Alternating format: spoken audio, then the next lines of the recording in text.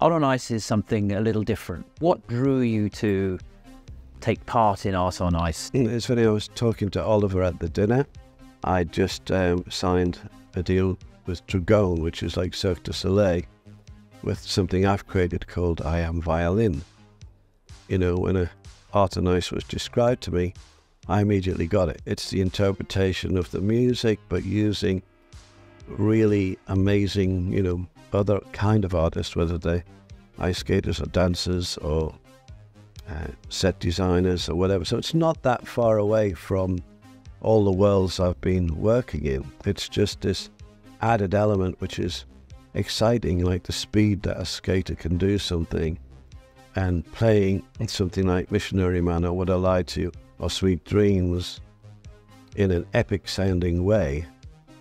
I can understand how that would be very inspiring for the skaters or whatever. And we were talking about it, how it could possibly be revealed as a song. It's almost like an art piece. That's why it's called Art on Ice. So if you froze one moment of it, you know, and you could choose that moment and people saw that, it's one of those things where they go, I want to go there. All of that starts with a guitar, possibly an album or an artist that you hear for the first time as a young man. Can you tell us a little bit about that moment? Yeah, well, early stages. Yeah, I never thought I was going to play music because I wasn't interested in music till I was about 13 and a half, nearly 14. I only wanted to play football for my hometown, Sunderland, and I was already playing for 3 teams, you know, my school team, and then there was another afternoon match with your local kind of competitive. And even after 3 matches in one day, I would still play under the street light when it was dark with my friends. And I was one of those, you know, players that played on the wing, on the outside right, and I was very sort of tricky with the ball, you know, practicing all the tricks, watching George Best and all that kind of stuff. And that took up my whole imagination. And I think I understand why music and football and probably ice skating or whatever, it's this strange way of jamming. I was sitting depressed with my leg broken. My mother had left my father at the same time. My brother had gone to college. It was raining outside in the northeast of England, and I couldn't play football for a year probably. I just sat there and a postman came. And it was like a golden ticket, you know. A postman came. My cousin, who was a lot older, about 6 years older, he had got to America somehow and gone to Memphis, and he sent a box for me and my brother as a gift on it. And so it looked, you know, in Sunderland. I opened it up, and inside, well, there were 2 pair of Levi corduroy jeans, which I'd never seen before. But under that, there was 2 albums.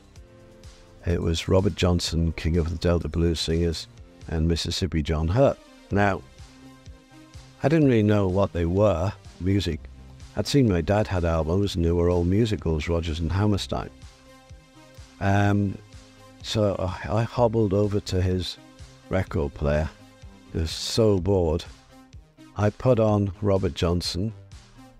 It started to crackle. And then this really weird voice came in, and this strange sounding instrument, and it sounded from another world. And I sat down, and without realizing it, I listened to the whole side of the record. And I went into a kind of trance, and it was because I was introduced to this blues, but it was like a voodoo type of spell. I was cast a spell, you know. And so I turned it over, put the other side on. This thing just took over me. Now, I am making a film, and I'm not directing it, but the script has been written by me and my friend. And it's about that little moment of time, you know, it's only about 6 months in my life. There'll be a year of discovering music, being at school, throwing all of that away, forming a little local band, and all the crazy things that happened in that time, you know, when you're like 17, 17 and a half, 18, going to leaving school. We chose that period. You know, you meet girls, you fall in love with music, but it stops there. You know, just that moment, that slice of my life led me to being signed by Chris Blackwell to Island Music when I was 18, and to Elton John's Rocket Records when I was 19, I think.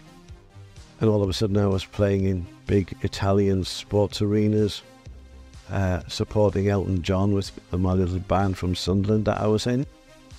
And I could, you know, it was like from too much too soon in a way. It was like from nothing to that. And so the good thing was that collapsed after about 2 albums or 3 albums, I think. And then it was back to sort of like reality. And then I didn't think, oh, I think I'll do that again. I just thought, oh, that must be it. It was like a magical journey, and now I'm going to do something else. And so, but that's not what happened.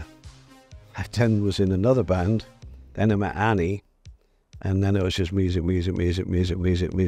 to today. What can the audience expect from a Dave Stewart show? Well, what to expect is something that's not only playing songs, it's a show. It's been really worked out, and the imagery on the screen is actually correlated to what people are doing on the stage, the way everybody looks and dressed, the different sounds of the singers, because Eurythmics went through all these different kind of songs, from electronic into soul, R&B, gospel. It's an audio-visual sort of bombardment, and in the middle of all of that are these great songs that they've probably heard hundreds of times.